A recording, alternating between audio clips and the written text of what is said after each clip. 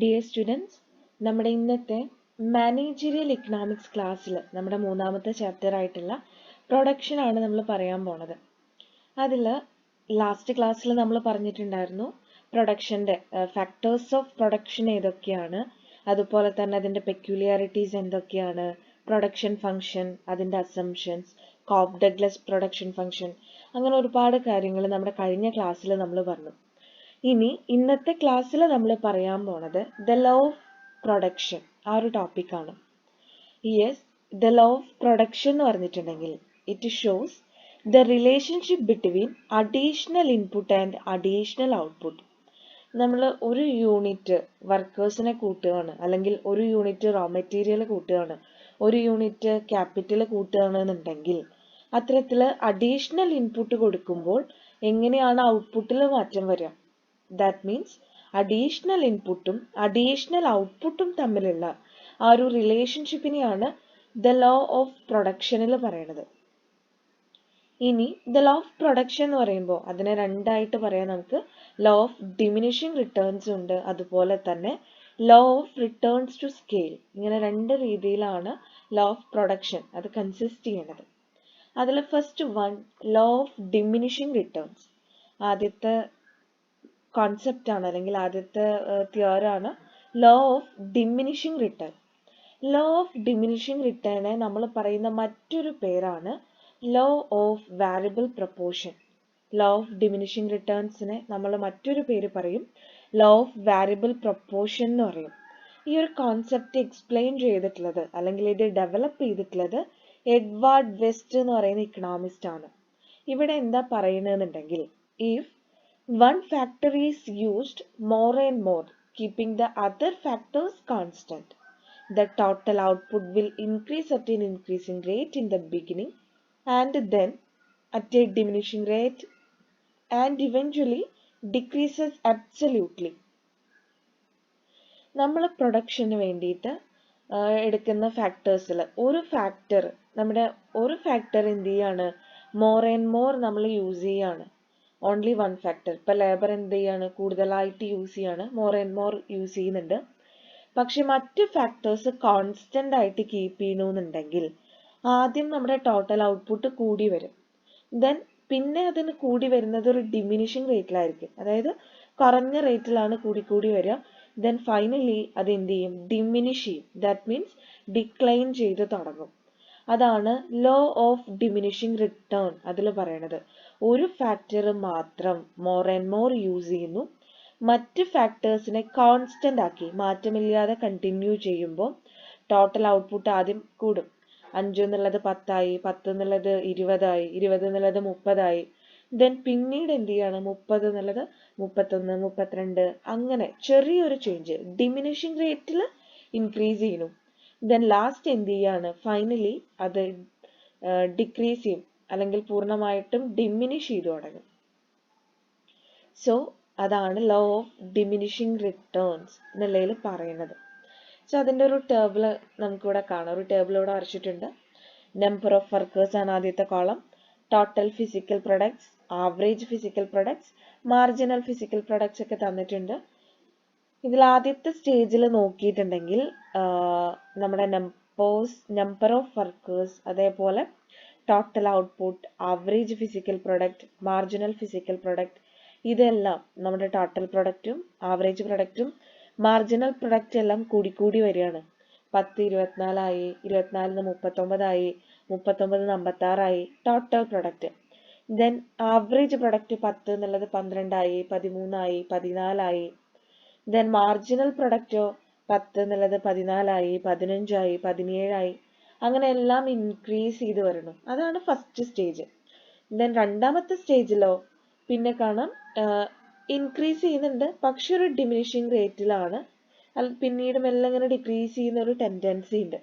ഇപ്പം total product 70 ഉള്ളത് 78 ആയി, 84 ആയി. ദെൻ പിന്നെ 84 എന്ന് പറയുന്ന ഒരു ഇതിൽ തന്നെ എഗെയിൻ നിൽക്കുകയാണ് സെക്കൻഡ് സ്റ്റേജിൽ.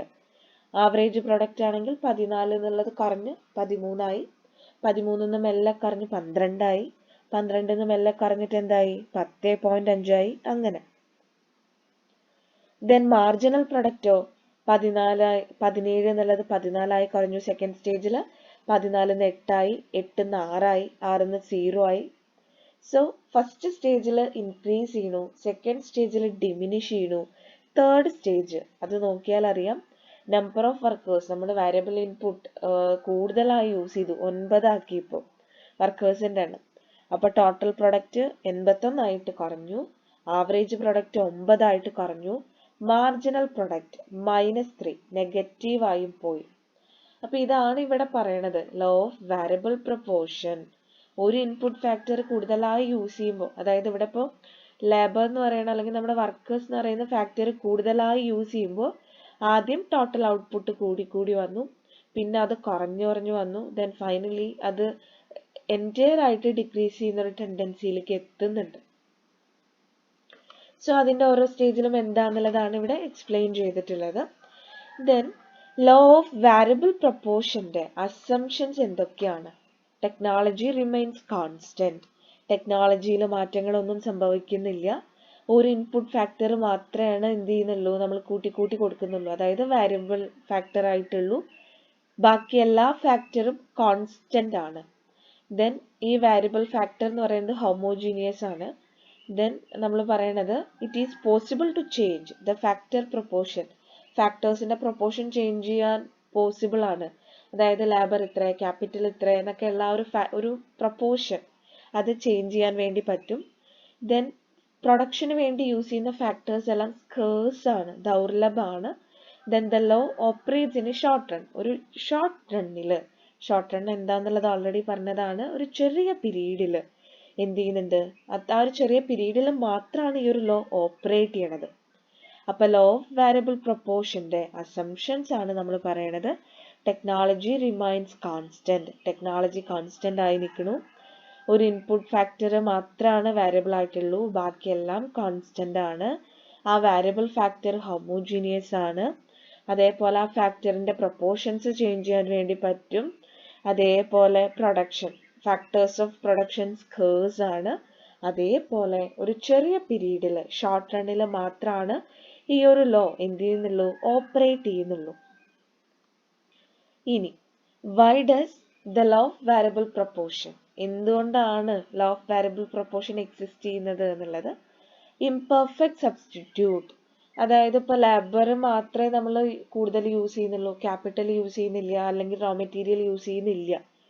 സോ ഇത്തരത്തിൽ ഈ ഒരു law of variable proportion that means അത് ആദ്യം ഇൻക്രീസ് ചെയ്ത് പിന്നെ ഡിമിനിഷ് ചെയ്ത് ദെൻ ഫൈനലി അബ്സല്യൂട്ട് ആയിട്ടും ഡിക്രീസ് ചെയ്യുന്ന ഒരു ടെൻഡൻസിയിലോട്ട് വരാൻ കാരണം ഒരു ഫാക്ടർ മറ്റൊന്നിനെ പെർഫെക്റ്റ് സബ്സ്റ്റിറ്റ്യൂട്ട് അല്ല. ലേബർ ഇല്ലെങ്കിൽ ക്യാപിറ്റൽ യൂസ് ചെയ്തോ, ക്യാപിറ്റൽ ഇല്ലെങ്കിൽ റോ മെറ്റീരിയൽ യൂസ് ചെയ്തോ നമുക്ക് അഡ്ജസ്റ്റ് ചെയ്യാൻ പറ്റില്ല. അതുകൊണ്ടാണ് scarcity of the factors of production. ഒരു ഷോർട്ട് റണ്ണിൽ ലാൻഡ്, ക്യാപിറ്റൽ തുടങ്ങിയിട്ടുള്ള ഫാക്ടേഴ്സ് എല്ലാം, അത്തരത്തിലുള്ള ഇൻപുട്ട് ഫാക്ടേഴ്സ് എല്ലാം സ്കേഴ്സ് ആണ്, ദൗർലഭമാണ്.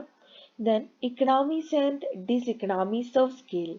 പ്രൊഡക്ഷൻ എക്സ്പാൻഡ് ചെയ്യുന്നതോറും എന്ത് ചെയ്യുന്നുണ്ട്, ആവറേജ് കാസ്റ്റ് ഡിമിനിഷ് ചെയ്യുന്നുണ്ട്.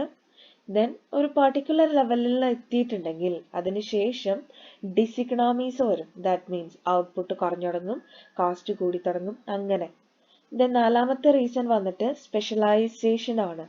അതായത് the stage of diminishing returns comes into operation when the limit to maximum degree of specialization reaches. നമ്മുടെ ഡിഗ്രി ഓഫ് സ്പെഷ്യലൈസേഷൻ അതിൻ്റെ മാക്സിമത്തിൽ എത്തുമ്പോഴാണ് എന്ത് ചെയ്യുന്നത്, ഈ ഡിമിനിഷിംഗ് റിട്ടേൺ വന്നു തുടങ്ങുന്നത്. അപ്പോൾ എന്തുകൊണ്ടാണ് ഈ ഒരു ലോ ഓഫ് വാരിയബിൾ പ്രൊപ്പോർഷൻ സംഭവിക്കുന്നതെന്നാണ് പറയണത്. ഇംപെർഫെക്റ്റ് സബ്സ്റ്റിറ്റ്യൂട്ട് ആണ്, ഫാക്ടേഴ്സ് ഓഫ് പ്രൊഡക്ഷൻ സ്കേഴ്സ് ആണ്, ഇക്കണോമീസും ഡിസ്ഇക്കണോമീസ് ഓഫ് സ്കെയിൽ സംഭവിക്കുന്നുണ്ട്, സ്പെഷ്യലൈസേഷൻ ഒരു കാരണമാണ്. ദെൻ ഈ ലോ ഓഫ് വാരിയബിൾ പ്രൊപ്പോർഷന്റെ പ്രാക്ടിക്കൽ ഇമ്പോർട്ടൻസ് എന്തൊക്കെയാണ്? ആദ്യത്തെ കാര്യം, basis of Malthusian theory of population. Malthus എന്ന് പറയുന്ന അദ്ദേഹത്തിന്റെ തിയറി ഓഫ് പോപ്പുലേഷൻ, അദ്ദേഹത്തെ ഇൻട്രൊഡ്യൂസ് ചെയ്തിട്ടുള്ള അല്ലെങ്കിൽ അദ്ദേഹം ഡെവലപ്പ് ചെയ്തിട്ടുള്ള തിയറി ഓഫ് പോപ്പുലേഷൻ ബേസ് ചെയ്തിരിക്കുന്നത് ഈ ഒരു ലോ ഓഫ് വാരിയബിൾ പ്രൊപ്പോർഷനെയാണ്. അതുപോലെ തന്നെ റിക്കാർഡോയുടെ തിയറി ബേസ് ചെയ്തിട്ടുള്ളത് തിയറി ഓഫ് റെന്റ്, അത് ബേസ് ചെയ്തിട്ടുള്ളത് ലോ ഓഫ് വാരിയബിൾ പ്രൊപ്പോർഷനെയാണ്. അതുപോലെ തന്നെ മാർജിനൽ പ്രൊഡക്ടിവിറ്റി തിയറി ബേസ് ചെയ്തിട്ടുള്ളത് ലോ ഓഫ് വാരിയബിൾ പ്രൊപ്പോർഷനെയാണ്. ഒപ്റ്റിമം പ്രൊഡക്ഷൻ എസ്റ്റിമേറ്റ് ചെയ്യാൻ നമ്മൾ law of variable proportion use ചെയ്യുന്നുണ്ട്. പ്രൈസ് ഡിറ്റർമൈൻ ചെയ്യാൻ അല്ലെങ്കിൽ പ്രൈസ് എത്ര വേണമെന്ന് തീരുമാനിക്കാൻ നമ്മൾ ഈ ഒരു തിയറി യൂസ് ചെയ്യുന്നുണ്ട്. അതേപോലെ തന്നെ അൺഎംപ്ലോയ്മെന്റിനെ ഡിസ്കസ് ചെയ്യാൻ നമ്മൾ എന്ത് ചെയ്യുന്നുണ്ട്, അതിനെ എക്സ്പ്ലെയിൻ ചെയ്യാൻ നമ്മൾ എന്ത് ചെയ്യുന്നുണ്ട്, ലോ ഓഫ് വാരിയബിൾ പ്രൊപ്പോർഷൻ ആ ഒരു തിയറി യൂസ് ചെയ്യുന്നുണ്ട്. അതുപോലെ തന്നെയാണ് ഡെവലപ്ഡ് ആൻഡ് അണ്ടർ ഡെവലപ്ഡ് കൺട്രീസിന് അവരുടെ എക്കണോമിക് പ്രോബ്ലംസിനെയൊക്കെ അനലൈസ് ചെയ്യാൻ എന്ത് സഹായിക്കുന്നുണ്ട്, നമ്മുടെ ലോ ഓഫ് വാരിയബിൾ പ്രൊപ്പോർഷൻ എന്ന് പറയുന്ന തിയറി സഹായിക്കുന്നുണ്ട്. അപ്പൊ ആദ്യത്തെ തിയറി കഴിഞ്ഞു. ലോ ഓഫ് വാരിയബിൾ പ്രൊപ്പോർഷൻ എന്താന്ന് പറഞ്ഞു, അതിന്റെ ഓരോ സ്റ്റേജിൽ 3 സ്റ്റേജുകൾ എങ്ങനെയാന്ന് പറഞ്ഞു, അതിന്റെ ഒരു ടേബിൾ നമ്മൾ നോക്കി, അതിന്റെ പ്രാക്ടിക്കൽ ഇമ്പോർട്ടൻസ് നോക്കി, അസംഷൻസ് നോക്കി. ഇനി അടുത്തത് വരുന്നത് law of returns to scale എന്നുള്ളതാണ്. Law of return to scale explain ചെയ്യണത് ഇൻപുട്ടിൽ ഉണ്ടാവുന്ന മാറ്റം ഔട്ട്പുട്ടിൽ എങ്ങനെ റിസൾട്ട് ചെയ്യുന്നു, ആ ഒരു ടെക്നോളജിക്കൽ റിലേഷൻഷിപ്പ് ആണ്. So law of return to സ്കെയിലിൽ 3 കാര്യങ്ങളാണ് വരുന്നത്. Increasing return to scale, constant returns to scale, decreasing returns to scale. അതിൽ ഇൻക്രീസിങ് റിട്ടേൺസ് ടു സ്കെയിൽ എന്ന് പറഞ്ഞിട്ടുണ്ടെങ്കിൽ when proportionate increase in all factors of production results in a more than proportionate increase in output. അതായത് input factors നമ്മൾ 5% കൂട്ടുമ്പോൾ ഔട്ട്പുട്ടിൽ ഒരു 15% അല്ലെങ്കിൽ 20% വർധനവ് ഉണ്ടാവുകയാണ്. 5% നമ്മൾ എന്ത് ചെയ്തിട്ടുള്ളൂ, നമ്മുടെ ഇൻപുട്ട് കൂട്ടിയിട്ടുള്ളൂ, പക്ഷെ ഔട്ട്പുട്ട് 10% അല്ലെങ്കിൽ 20% കൂടുകയാണെന്നുണ്ടെങ്കിൽ അതാണ് ഇൻക്രീസിങ് റിട്ടേൺ ടു സ്കെയിൽ. അതായത് ഇൻപുട്ടിലുള്ള മാറ്റത്തിനേക്കാൾ കൂടുതലാണ് ഔട്ട്പുട്ടിലുള്ള മാറ്റം. So increasing return to scale എന്ന് പറയുന്ന ഈ ഒരു സ്റ്റേജിൽ മാർജിനൽ ഔട്ട്പുട്ട് എന്ത് ചെയ്യുന്നുണ്ട്, ഇൻക്രീസ് ചെയ്യുന്നുണ്ട്. അവിടെ സ്പെഷ്യലൈസേഷൻ കൂടുതലാണ്, കോസ്റ്റ് കുറയുന്നുണ്ട്, എഫിഷ്യൻസി കൂടുന്നുണ്ട്. ഇനി രണ്ടാമത്തെ സ്റ്റേജ് ആണ് കോൺസ്റ്റന്റ് റിട്ടേൺ ടു സ്കെയിൽ. ഇവിടെ എന്താണ് നടക്കുന്നത് എന്നുണ്ടെങ്കിൽ ഇൻപുട്ടിൽ ഉണ്ടാകുന്ന സെയിം റേറ്റ്, ഇൻപുട്ട് 5% കൂട്ടിയ ഔട്ട്പുട്ടും 5% കൂടുന്നു. അതിനെയാണ് കോൺസ്റ്റന്റ് റിട്ടേൺസ് ടു സ്കെയിൽ എന്ന് പറയുന്നത്. ഇനി അടുത്തതാണ് ഡിമിനിഷിങ് റിട്ടേൺസ് ടു സ്കെയിൽ. ഈ ഒരു സ്റ്റേജിൽ നമ്മൾ എത്രയാണോ ഇൻപുട്ട് കൂട്ടിയിട്ടുള്ളത് അതിൻ്റെ അത്ര പോലും ഔട്ട്പുട്ടിൽ ഒരു മാറ്റം വരുന്നില്ല, അതിലും കുറഞ്ഞ മാറ്റം ഔട്ട്പുട്ടിൽ വരുന്നുള്ളൂ. 10% ഇൻപുട്ട് കൂട്ടിയിട്ടുണ്ടെങ്കിൽ ഒരു 5% ഔട്ട്പുട്ട് കൂടുന്നുള്ളൂ. സോ അതിനെയാണ് ഡിമിനിഷിങ് റിട്ടേൺസ് ടു സ്കെയിൽ എന്ന് പറയുന്നത്. അവിടെ ലാർജ് സ്കെയിൽ ഓഫ് പ്രൊഡക്ഷൻ ഡിസെക്കണോമീസിന് കാരണമാവുന്നുണ്ട്. സോ അവിടെ മാനേജ്മെന്റിന്റെ ഒരു ഇൻഎഫിഷ്യൻസി റിസൾട്ട് ചെയ്യുന്നുണ്ട്. അപ്പോൾ 3 സ്റ്റേജാണ് നമ്മൾ പറഞ്ഞത്. ഇൻക്രീസിങ് റിട്ടേൺ ടു സ്കെയിൽ ഉണ്ട്, അതേപോലെ കോൺസ്റ്റന്റ് റിട്ടേൺ ടു സ്കെയിൽ ഉണ്ട്, ഡിക്രീസിങ് റിട്ടേൺ ടു സ്കെയിൽ ഉണ്ട്. ദെൻ അടുത്ത ടോപ്പിക്കാണ് ഐസോകോണ്ട് കേർവ്സ് എന്നുള്ളത്. ഐസോകോണ്ട് എന്ന് പറഞ്ഞിട്ടുള്ള ആ ഒരു ടേം ഡിറൈവ് ചെയ്തിട്ടുള്ളത് ഗ്രീക്ക് വേർഡ് ആയിട്ടുള്ള ഐസോ, അതേപോലെ ലാറ്റിൻ വേർഡ് ആയിട്ടുള്ള ക്വാണ്ടസ്, ഈ 2 വേർഡ്സ് നിന്നാണ്. ഐസോ എന്ന് പറഞ്ഞിട്ടുണ്ടെങ്കിൽ ഈക്വൽ എന്നുള്ളതും, അതേപോലെ ക്വാണ്ടസ് മീൻസ് ക്വാണ്ടിറ്റി, ഇങ്ങനെയാണ് മീൻ ചെയ്യണത്. അപ്പൊ ഐസോകോണ്ട് കേർവ്സ് അല്ലെങ്കിൽ ഐസോകോണ്ട് എന്ന് പറഞ്ഞിട്ടുണ്ടെങ്കിൽ equal quantity. Yes, isoquant curve mean ചെയ്യണത് ഈക്വൽ പ്രൊഡക്റ്റ് കർവിനെയാണ്. അതുകൊണ്ട് തന്നെ അതിനെ പറയണ മറ്റൊരു പേരാണ് ഈക്വൽ പ്രൊഡക്റ്റ് കർവ് അല്ലെങ്കിൽ പ്രൊഡക്ഷൻ ഇൻ ഡിഫറൻസ് കർവ് എന്നുള്ളത്. 2 ഇൻപുട്ട് കോമ്പിനേഷൻസ് വെച്ച് നമുക്ക് എങ്ങനെയാണ് ഈക്വൽ ക്വാണ്ടിറ്റി പ്രൊഡ്യൂസ് ചെയ്യാൻ വേണ്ടി പറ്റുക.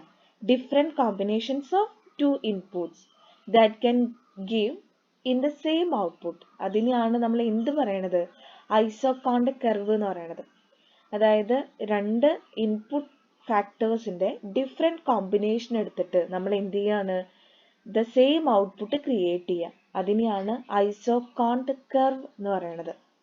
ദാറ്റ് മീൻസ് ഇപ്പോൾ നമ്മൾ 2 ഫാക്ടേഴ്സ് എടുത്തു, ക്യാപിറ്റലും ലേബറും എടുത്തു. ക്യാപിറ്റൽ 5 യൂണിറ്റും ലേബർ 3 യൂണിറ്റും, then 10 unit production. Then capital 10 യൂണിറ്റും ലേബർ 2 യൂണിറ്റും, അപ്പോഴും 10 യൂണിറ്റ് പ്രൊഡക്ഷൻ. അങ്ങനെ ക്യാപിറ്റൽ ലേബർ എന്ന് പറയുന്ന 2 ഫാക്ടേഴ്സ്, 2 ഇൻപുട്ട് ഫാക്ടേഴ്സിന്റെ ഡിഫറെൻറ്റ് കോമ്പിനേഷൻസ് എടുത്ത് same level of output create ചെയ്യുന്നതിനെയാണ് ഐസോകോണ്ട് കർവ് എന്ന് പറയുന്നത്. ഇവിടെ നോക്കിയാൽ അറിയാം ഡിഫറെന്റ് കോമ്പിനേഷൻസ് ആണ്. എ എന്ന് പറയുന്ന കോമ്പിനേഷൻ ക്യാപിറ്റൽ 1 യൂണിറ്റ് നമ്മൾ എടുക്കുന്നു, ലേബർ 12 യൂണിറ്റ് എടുക്കുന്നു, അപ്പോൾ 20 യൂണിറ്റ് ഔട്ട്പുട്ട് കിട്ടി. ദെൻ ക്യാപിറ്റൽ 2 യൂണിറ്റ് ആക്കി, ലേബർ 8 യൂണിറ്റ് ആക്കി, അപ്പോൾ ഔട്ട്പുട്ട് 20 ആണ്. ദെൻ ക്യാപിറ്റൽ 3 ആക്കി കൂട്ടി, ലേബർ 5 യൂണിറ്റ് ആക്കി കുറച്ചു, അപ്പോഴും ഔട്ട്പുട്ട് 20 ആണ്. ദെൻ ക്യാപിറ്റൽ 3 എന്നുള്ളത് 4 ആക്കി കൂട്ടി, ലേബർ 3 ആക്കി ചുരുക്കി, അപ്പോഴും ഔട്ട്പുട്ട് 20 ആണ്. ഇങ്ങനെ ക്യാപിറ്റൽ ലേബർ എന്ന് പറയുന്ന രണ്ട് ഇൻപുട്ട് ഫാക്ടേഴ്സിന്റെ ഡിഫറെന്റ് കോമ്പിനേഷൻസ് യൂസ് ചെയ്ത് നമ്മൾ എന്ത് ചെയ്യാണ്, ഔട്ട്പുട്ട് 20 യൂണിറ്റ് ആക്കുന്നതിനെയാണ്, അല്ലെങ്കിൽ ഔട്ട്പുട്ട് സെയിം യൂണിറ്റ് 20, 100, 500 എത്ര വേണമെങ്കിലും ആവാം ഔട്ട്പുട്ട്, പക്ഷെ എല്ലാ കോമ്പിനേഷൻസിലും സെയിം ഔട്ട്പുട്ട് ക്രിയേറ്റ് ചെയ്യുന്നതിനെയാണ് നമ്മൾ എന്ത് പറയുന്നത്, അതിനെയാണ് നമ്മൾ ഐസോകോണ്ട് എന്ന് പറയുന്നത്. ഈക്വൽ പ്രൊഡക്ഷൻ അല്ലെങ്കിൽ ഈക്വൽ ക്വാണ്ടിറ്റി. ഇനി ഐസോകോൺസിന്റെ അസംഷൻ എന്തൊക്കെയാണ്? അവിടെ രണ്ട് ഇൻപുട്ട് ഫാക്ടേഴ്സേ നമ്മൾ എടുക്കുന്നുള്ളൂ. ടെക്നോളജി കോൺസ്റ്റന്റ് ആണ്. രണ്ട് ഇൻപുട്ട് ഒന്ന് മറ്റൊന്നിനെ സബ്സ്റ്റിറ്റ്യൂട്ട് ചെയ്യാൻ പറ്റുന്ന രീതിയിലുള്ളതാണ്. ദെൻ ഐസോകോൺസിന്റെ ഷേപ്പ് ഡിപ്പെൻഡ് ചെയ്യണത് രണ്ട് ഇൻപുട്ട് ഫാക്ടേഴ്സിന്റെ സബ്സ്റ്റിറ്റ്യൂട്ടബിലിറ്റിനെയാണ്. ഇത്രയും കാര്യങ്ങളാണ് അതിന്റെ അസംഷൻസ് വരുന്നത്. രണ്ട് ഇൻപുട്സേ നമ്മൾ എടുക്കുന്നുള്ളൂ, ക്യാപിറ്റലും ലേബറും. ടെക്നോളജി കോൺസ്റ്റന്റ് ആണ്. ഒരു ഇൻപുട്ട് മറ്റൊരു ഇൻപുട്ടിനെ സബ്സ്റ്റിറ്റ്യൂട്ട് ചെയ്യാൻ, പകരം വെക്കാൻ കഴിയുന്നതാണ്. ദെൻ ഐസോകോണ്ടിന്റെ ഒരു ഷേപ്പ് എങ്ങനെയാണെന്നുണ്ടെങ്കിൽ ഇത് പരസ്പരം സബ്സ്റ്റിറ്റ്യൂട്ടബിലിറ്റി എത്രമാത്രം ഉണ്ട് അതിനെ ഡിപ്പെൻഡ് ചെയ്തിരിക്കും. ദെൻ ഐസോകോണ്ടിന്റെ ഫീച്ചേഴ്സ് അല്ലെങ്കിൽ പ്രോപ്പർട്ടീസ് ആണ് ഇനി നമ്മൾ പറയാൻ പോണത്. ഐസോകോൺസ് എന്താണ്? ഡൗൺവേർഡ് സ്ലോപ്പിംഗ് ആണ്, താഴത്തോട്ടാണ് വരുന്നത്. ഐസോകോൺസ് റെപ്രസെന്റ് ചെയ്യുന്നത് ലാർജർ ഔട്ട്പുട്ട്സിനെയാണ്. ഒരു ഐസോകോണ്ട് കർവ്സും ഇന്റർസെക്ട് ചെയ്യില്ല. നിങ്ങൾക്ക് ഈ ഗ്രാഫിൽ കാണുന്ന പോലെ എന്ത് ചെയ്യില്ല, ഇന്റർസെക്ട് ചെയ്യില്ല, കൂട്ടിമുട്ടില്ല. ഈ ഗ്രാഫിൽ വരച്ചിട്ടില്ലേ, കൂട്ടിമുട്ടി വരച്ചിട്ടില്ലേ, ഇതുപോലെ ആവില്ല എന്നുള്ളതാണ് പറഞ്ഞിട്ടുള്ളത്. Then isoquant need not be parallel to each other. ഒരിക്കലും സമാന്തരമായിട്ട് പോകണം എന്നില്ല, സമാന്തരമായിട്ട് പാരലായിട്ട് മൂവ് ചെയ്യണം എന്നില്ല, ഈ ഗ്രാഫിലുള്ള പോലെ ആവാം. Then isoquant is convex to the origin. നിങ്ങൾക്ക് കാണാം കോൺവെക്സ് ആണല്ലേ, അതായത് പോയിന്റ് ഓഫ് ഒറിജിൻ ഈ O എന്ന് പറയുന്ന പോയിന്റിന് കോൺവെക്സ് ആയിട്ടാണ് ഐസോകോണ്ട് ഉള്ളത്. Then 6th point, no isoquant can touch either axis. അതായത് രണ്ട് ആക്സിസിലും എന്ത് ചെയ്യില്ല, ടച്ച് ചെയ്യുന്നില്ല. സോ ഇവിടെ കാണാം ഐസോകോണ്ട് 2 എന്നുള്ളത് y ആക്സിസിനും ഐസോകോണ്ട് 1 എന്നുള്ളത് x ആക്സിസിനും ടച്ച് ചെയ്തിട്ടുണ്ട്. സോ ഐസോകോൺസ് ടച്ച് ചെയ്യില്ല എന്നുള്ളതാ പറയണത്. Then isoquants have negative slope. ഐസോകോൺസിന് നെഗറ്റീവ് സ്ലോപ്പ് ആണുള്ളത്. ഓക്കെ, അപ്പൊ ഇത്രയും കാര്യങ്ങളാണ് ഐസോകോൺസിന്റെ പ്രോപ്പർട്ടീസ് ആയി ചോദിക്കാറുള്ളത്. എക്സാംസിനൊക്കെ എപ്പോഴും ചോദിക്കുന്നതാണ്. അപ്പൊ നിങ്ങൾ ഈ പ്രോപ്പർട്ടീസ് എഴുതുമ്പോൾ അതിന്റെ കൂടെ ചെറുതായി ഗ്രാഫുകളും വരച്ചു വെക്കാം കേട്ടോ. ആദ്യം പറഞ്ഞിട്ടുള്ളത് ഐസോകോൺസിന് ഡൗൺവേർഡ് സ്ലോപ്പിംഗ് ആണ്. പിന്നെ ഐസോകോൺസ് ഹയർ ആണ് ഐസോകോൺസ് എന്നുണ്ടെങ്കിൽ ലാർജർ ഔട്ട്പുട്ടിന്, ഏറ്റവും മുകളിലുള്ള ഐസോകോണിന്റെ ഏറ്റവും കൂടുതൽ ഔട്ട്പുട്ടിനെ എന്ത് ചെയ്യുന്നുണ്ട്, റെപ്രസെന്റ് ചെയ്യുന്നുണ്ട്. ദെൻ ഒരു ഐസോകോണ്ടും പരസ്പരം ഇന്റർസെക്ട് ചെയ്യുന്നില്ല. ഐസോകോൺസ് പാരലൽ ആവണം എന്നില്ല. പോയിന്റ് ഓഫ് ഒറിജിൻ അത് കോൺവെക്സ് ആണ്. അത് ടച്ച് എയ്തർ ആക്സിസ്, ഏതെങ്കിലും ഒരു ആക്സിസിന് അത് ടച്ച് ചെയ്യുന്നില്ല. Then isoquants have negative slope. ഇനി marginal rate of technical substitution അല്ലെങ്കിൽ MRTS എന്ന് പറയുന്ന ഒരു ടേം കാണാം. എക്സാമിനൊക്കെ 2 മാർക്കിനൊക്കെ ചോദിച്ചു കാണാറുള്ള ഒരു ക്വസ്റ്റ്യൻ ആണ്, എന്താണ് MRTS എന്നുള്ളത്. ഓക്കെ, MRTS എന്ന് പറഞ്ഞിട്ടുണ്ടെങ്കിൽ it is the rate at which marginal unit of N input can be substituted for the marginal unit of the other input so that the level of output remains the same. In other words, it is the ratio of marginal unit of labor substituted for the marginal unit of capital without affecting the total output. അതായത് രണ്ട് input factors ഒന്ന് മറ്റൊന്നിനെ substitute ചെയ്യുന്നുണ്ട്, എന്നിരുന്നാൽ കൂടി total ഔട്ട്പുട്ടിനെ ബാധിക്കുന്നില്ലെങ്കിൽ അതിനെയാണ് MRTS എന്ന് പറയാം. അതായത് ക്യാപിറ്റലിന് പകരം നമ്മൾ എന്ത് യൂസ് ചെയ്യാണ്, ലേബർ വർക്കേഴ്സിനെ യൂസ് ചെയ്യാണ്. പക്ഷേ ടോട്ടൽ ഔട്ട്പുട്ടിൽ എന്തില്ല, മാറ്റം സംഭവിക്കുന്നില്ല.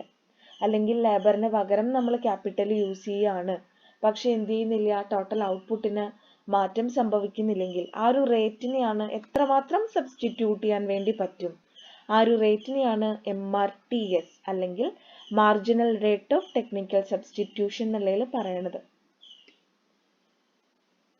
ഇനി ഐസോകാസ്റ്റിക് കർവ് എന്ന് പറയുന്ന ഒരു ചെറിയ ടോപ്പിക് കാണാം.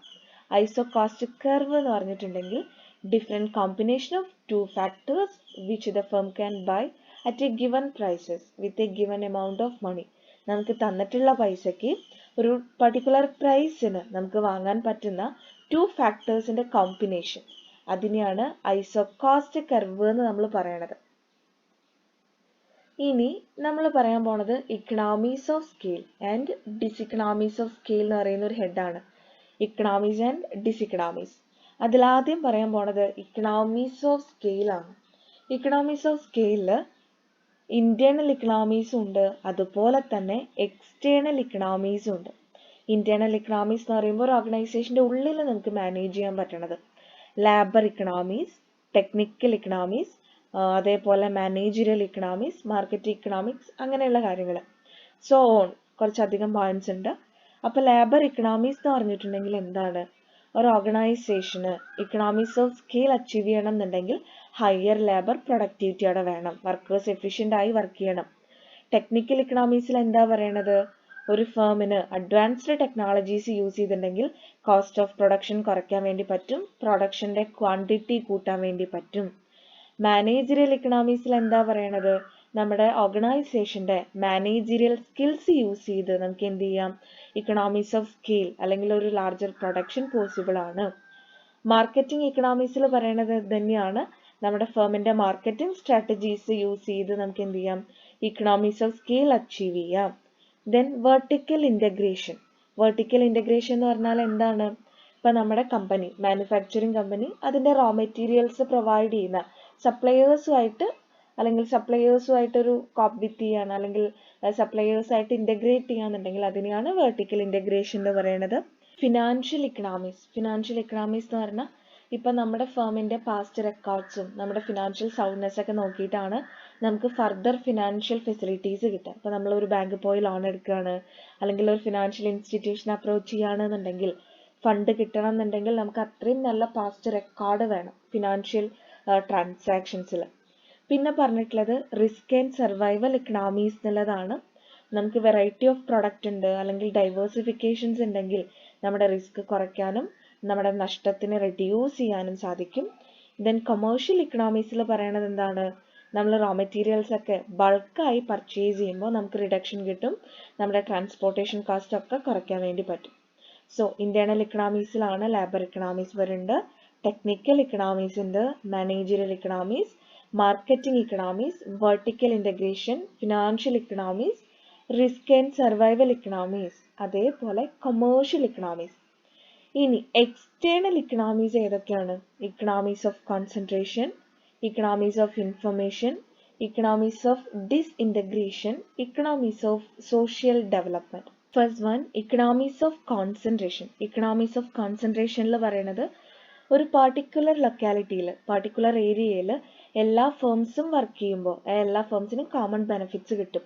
Transportation system, banking services, marketing, communication services, ഇതെല്ലാം ആ ഫേംസിന് കിട്ടും. ദെൻ ഇക്കണോമീസ് ഓഫ് ഇൻഫർമേഷനിൽ പറയണത് എന്താണെന്നുണ്ടെങ്കിൽ റിസർച്ചും എക്സ്പെരിമെന്റൽ ആക്ടിവിറ്റീസ് ഒക്കെ ഒരു ഇൻഡസ്ട്രിക്ക് മുഴുവനായിട്ട് ഒന്നിച്ച് അണ്ടർടേക്ക് ചെയ്യാൻ പറ്റും. അപ്പോൾ ഒരു സിംഗിൾ ഫേമിന് അതിന്റെ ബർഡൻ ഉണ്ടാവില്ല. ദെൻ ഇക്കണോമീസ് ഓഫ് ഡിസിന്റഗ്രേഷനിൽ പറയണത് ഒരു ഇൻഡസ്ട്രി വളരുമ്പോൾ അതിലെ ഫേമുകളൊക്കെ പ്രൊഡക്ഷൻസ് പരസ്പരം ഡിവൈഡ് ചെയ്ത് മ്യൂച്വലി ഒരു എഗ്രിയബിൾ ആയിട്ടുള്ള മാനറിൽ നീങ്ങും. ദെൻ ഇൻഡസ്ട്രി എക്സ്പാൻഡ് ചെയ്തു, ഫേമുകൾക്ക് എംപ്ലോയ്മെന്റ് ഓപ്പർച്യൂണിറ്റീസ് കൂടുതലായി വന്നു, അത് സൊസൈറ്റിക്ക് നല്ലതാണ്. അതാണ് എക്സ്റ്റേണൽ ഇക്കണോമീസിൽ പറഞ്ഞത്. ഇനി ഇന്റേണൽ ഡിസിക്കണോമീസും ഉണ്ട്, അതേപോലെ എക്സ്റ്റേണൽ ഡിസിക്കണോമീസും ഉണ്ട്. അതിൽ ഇന്റേണൽ ഇക്കണോമീസിൽ പറയണത് മാനേജറിയൽ ഡിസിക്കണോമീസ് ആണ് ആദ്യം. അതിലെന്താ പറയണത്? മാനേജറിയൽ പ്രോബ്ലംസ് വരികയാണ്, മാനേജറിയൽ എഫിഷ്യൻസി കുറയുകയാണെന്നുണ്ടെങ്കിൽ അത് ഡിസിഷൻ മേക്കിങ്ങിനെ ബാധിക്കും, കമ്പനീനെ ബാധിക്കും. ദെൻ ടെക്നിക്കലി നമ്മൾ അഡ്വാൻസ്ഡ് അല്ല അല്ലെങ്കിൽ അപ്ഗ്രേഡഡ് ടെക്നോളജീസ് ഇല്ല എന്നുണ്ടെങ്കിൽ അല്ലെങ്കിൽ മെഷീനറീസ് ബ്രേക്ക് ഡൗൺ ആവുകയാണ്, ആക്സിഡൻസ് സംഭവിക്കുകയാണൊക്കെ ഉണ്ടെങ്കിൽ പ്രൊഡക്ഷനെ ബാധിക്കും, കോസ്റ്റ് കൂടും. പിന്നെ പറയണത് ഫിനാൻഷ്യലി നമ്മൾ സൗണ്ട് അല്ല എന്നുണ്ടെങ്കിൽ നമുക്ക് ഒരുപാട് കടങ്ങളൊക്കെ ഉണ്ടെങ്കിൽ അത് നമ്മുടെ ബിസിനസ്സിനെ ബാധിക്കും.